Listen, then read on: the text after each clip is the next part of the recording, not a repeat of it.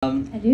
How do you feel na parang isa ka na ngayon sa mga tinitingalang gay icon? Yes. Tama. Yeah.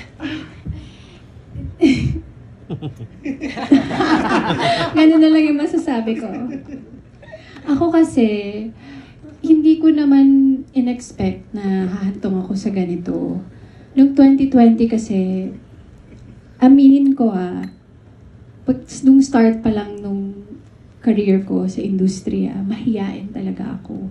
Hindi ako makapagsalita, hindi ako makapag-no. Opo lang po ako ng opo. Hindi ako makapag-express kung sino ako. Basically, alam mo yung totoo ka namang mahiyain.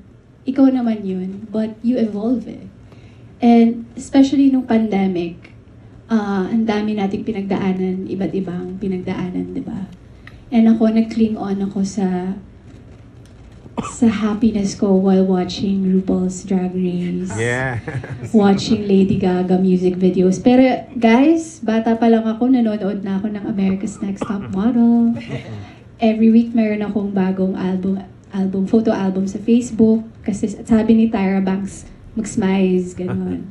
So I think it's really in me na maging makulit, kwela, ganito talaga ako. And then nung pandemic, na-appreciate ko talaga yung mga drag queens, yung stories nila, hindi lang sila performers. Ang dami nilang pinagdaanan, ang daming hugot sa buhay, discrimination, even from their own parents. And sobrang na-touch talaga ako.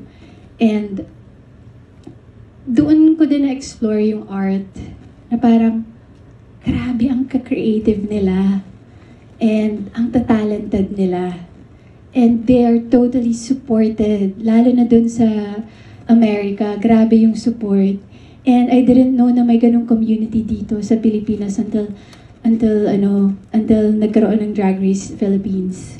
And natuwa ako. Parang I feel so happy, genuinely happy when I'm around with these people.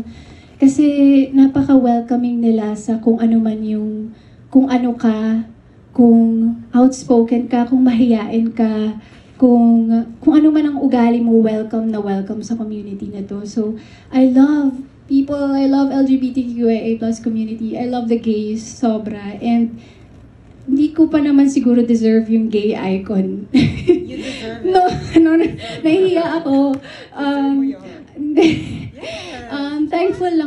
Thankful ako sa support nila at mahal na mahal ko sila. And supportado ako sa lahat ng pinaglalaban nila sa buhay. Yes. Thank you, Mars. Thank you. I love you.